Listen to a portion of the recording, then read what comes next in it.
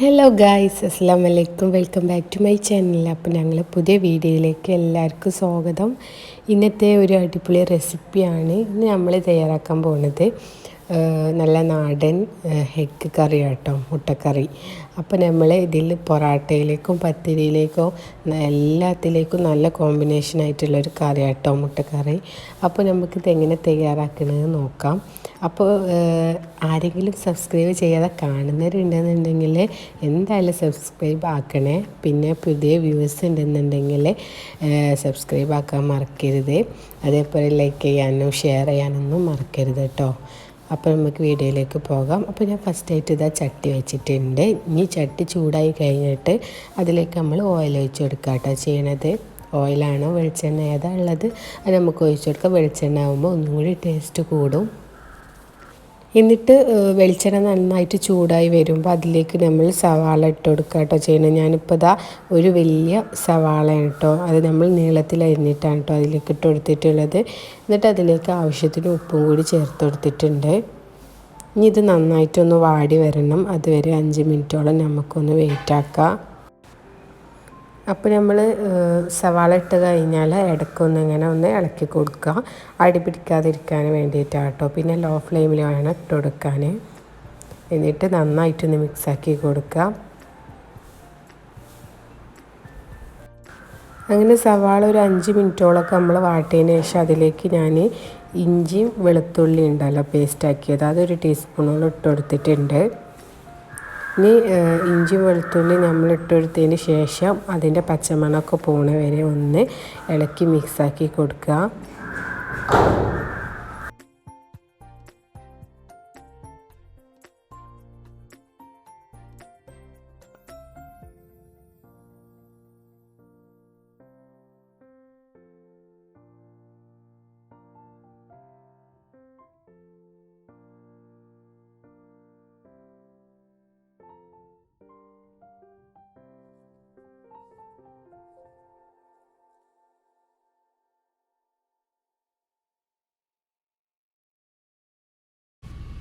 ഇനി നെക്സ്റ്റ് ആയിട്ട് ഇതിലേക്ക് ഇട്ട് കൊടുക്കുന്നത് തക്കാളിയാണ് കേട്ടോ. അപ്പോൾ ഞാൻ ഒരു തക്കാളി ഇതാ കട്ടാക്കി വെച്ചിട്ടുണ്ടായിരുന്നു, അതിപ്പോൾ ഞാൻ ഇതിലേക്ക് ഇട്ട് കൊടുക്കുക കേട്ടോ ചെയ്യണത്.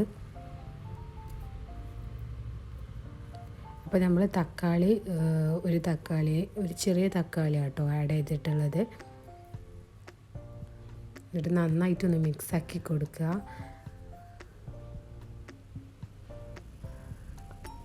അങ്ങനെ നമ്മൾ ഇനി ഇതിലേക്ക് മസാലപ്പൊടികൾ ഓരോന്നായിട്ട് ഇട്ട് കൊടുക്കുകയാണ് ചെയ്യുന്നത്. അപ്പോൾ മസാലപ്പൊടി ഇതാ ഒരു ടീസ്പൂണോളം ഇട്ട് കൊടുത്തിട്ടുണ്ട്. ഇനി ഒരു 1/4 ടീസ്പൂണ് മഞ്ഞൾപ്പൊടിയും കൂടി ആഡ് ചെയ്ത് കൊടുക്കുകയാണ്. വേറെ പൊടികളും കാര്യമായിട്ടൊന്നും നമ്മൾ ചേർക്കുന്നില്ല, കാര്യമായിട്ട് മസാലപ്പൊടിയാണ് കേട്ടോ ചേർക്കുന്നത്.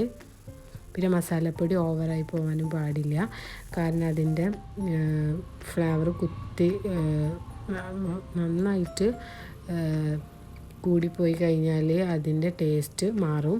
അപ്പോൾ നമ്മൾ ആവശ്യത്തിനുള്ളത് മസാലപ്പൊടി ചേർക്കുക.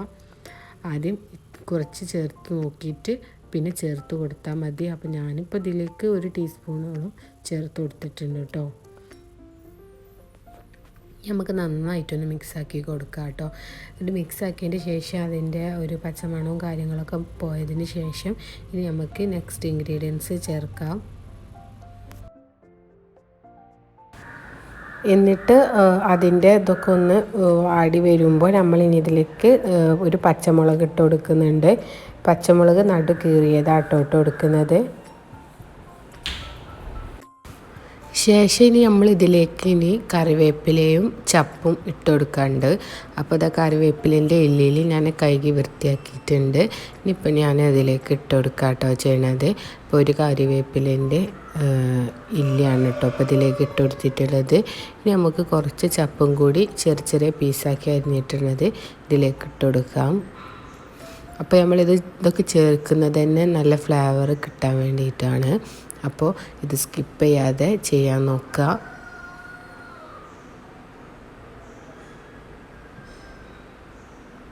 ശേഷം ഇനി നമ്മൾ ഇതിലേക്ക് വെള്ളം കൂടി ഒഴിച്ചു കൊടുക്കുക കേട്ടോ ചെയ്യുന്നത്. അപ്പോൾ നമ്മൾ ആവശ്യത്തിന് വെള്ളം ഒഴിച്ചു കൊടുക്കുക, കുറച്ച് വെള്ളം ഒഴിച്ചു കൊടുക്കുക.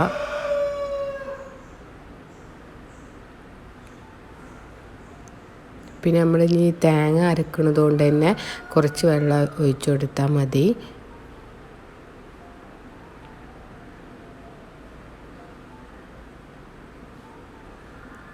അങ്ങനെ ഇപ്പോൾ അത് കഴിഞ്ഞ് അത് തിളക്കാൻ വേണ്ടിയിട്ട് വെക്കുകയാണ്. അപ്പോൾ നമുക്ക് ഇനി ഇതിലേക്കുള്ള തേങ്ങ എടുക്കാം. ഇതിലേക്ക് ഞാനിതാ ഒരു 1/2 കപ്പ് തേങ്ങ കേട്ടോ എടുത്ത് വെച്ചിട്ടുള്ളത്. അപ്പോൾ നമ്മൾ പാൻ ചൂടാക്കാൻ വെക്കുക. എന്നിട്ട് പാൻ ചൂടായി വരുമ്പോൾ അതിലേക്ക് നമ്മളിത് തേങ്ങ ഇട്ട് കൊടുക്കുക കേട്ടോ ചെയ്യണത്. ഇതിപ്പോൾ 1/2 കപ്പ് തേങ്ങ ഉണ്ട്. നമ്മൾ കറിയുടെ ആവശ്യത്തിനായിട്ട് നമ്മൾ എത്രയാണോ കറി വേണ്ടത് അതിനനുസരിച്ച് തേങ്ങ എടുക്കുക കേട്ടോ ചെയ്യണത്. ഇതിപ്പോൾ 1/2 കപ്പ് തേങ്ങ ഉണ്ട്. എന്നിട്ട് ഇത് നന്നായിട്ട് ഇളക്കി കൊടുക്കുക, കരിയാതെ ലോ ഫ്ലെയിമിൽ ഇട്ടിട്ട് വേണം വറുത്തെടുക്കാൻ.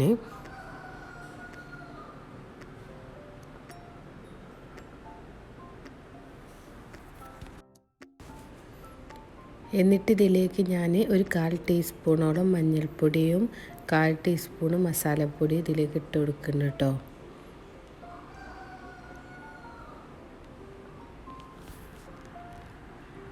ഒരു 1/4 ടീസ്പൂൺ ഇട്ട് കൊടുത്താൽ മതി. കാരണം നമ്മൾ കറിയിൽ ഓൾറെഡി ഇതൊക്കെ ചേർക്കുന്നുണ്ടല്ലോ. അപ്പോൾ പിന്നെ ഇതിൻ്റെ പൊടികളൊക്കെ കുറച്ച് ചേർക്കുക. അതേപോലെ ജീരകത ഒരു 1/2 ടീസ്പൂൺ ജീരകം ഇട്ട് കൊടുത്തിട്ടുണ്ട്. വലിയ ജീരകം കേട്ടോ. അങ്ങനെ വലിയ ജീരകം ഇട്ട് കൊടുത്തതിന് ശേഷം ഇത് നന്നായിട്ടൊന്ന് മിക്സാക്കി കൊടുക്കുക.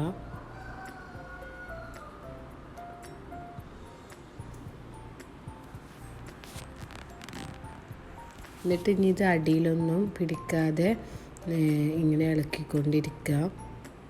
അങ്ങനെ ഗോൾഡൻ കളർ ആവുമ്പോൾ ഇത് ആയിട്ടുണ്ടെന്ന് അറിയാം. അപ്പോൾ ഗോൾഡൻ കളർ ആവണ വരെ നമ്മളിത് ഇങ്ങനെ ഒന്ന് മിക്സാക്കി കൊടുക്കുക. പിന്നെ ഇതിലേക്ക് ആവശ്യത്തിന് കറിവേപ്പിലയും കൂടി ആഡ് ചെയ്ത് കൊടുക്കുക കേട്ടോ. കറിവേപ്പില ചേർക്കുമ്പോൾ ഒന്നുകൂടി ഫ്ലേവർ കിട്ടും. അതുകൊണ്ട് കറിവേപ്പിലയും കൂടി ചേർത്ത് കൊടുക്കുക. നമ്മൾ വറക്കാൻ എടുക്കുമ്പോൾ അതിലേക്ക് കറിവേപ്പില എന്തായാലും മസ്റ്റായിട്ടും ചേർത്ത് കൊടുക്കണം.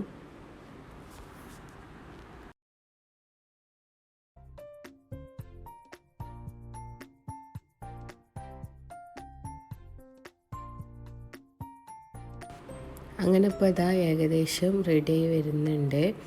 ഇനി ഒന്നും കൂടി ഒന്ന് ഗോൾഡൻ കളറായി വരുമ്പോൾ നമുക്കിത് മാറ്റി വെക്കാം. എന്നിട്ടിത് നമ്മൾ മിക്സിൻ്റെ ജാറിലിട്ടിട്ട് ഒന്ന് മിക്സിയിലൊന്ന് അടിച്ചെടുക്കുക കേട്ടോ ചെയ്യണത്. അതിലേക്ക് വെള്ളം ചേർത്തിട്ട് ഒന്ന് അരച്ചെടുക്കുക. എന്നിട്ട് നമ്മൾ കറിയിലേക്ക് ഒഴിച്ചു കൊടുക്കുക കേട്ടോ ചെയ്യണത്.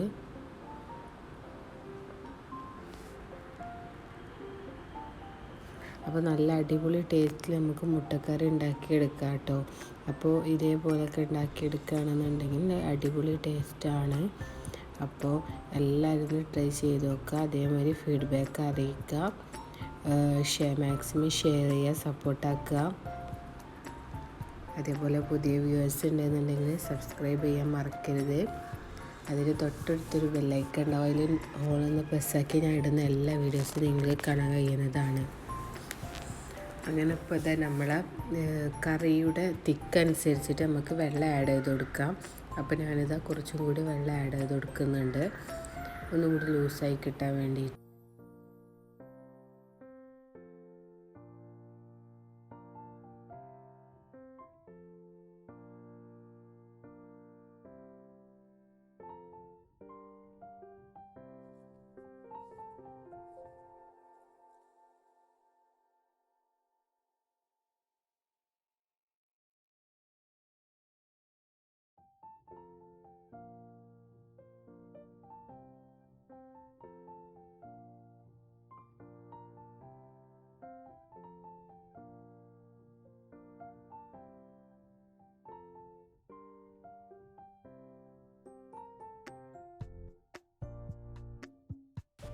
ഇനി നമ്മൾ ഇതിലേക്കുള്ള എഗ്ഗ് പുഴുങ്ങി വെച്ചിട്ടുണ്ട്.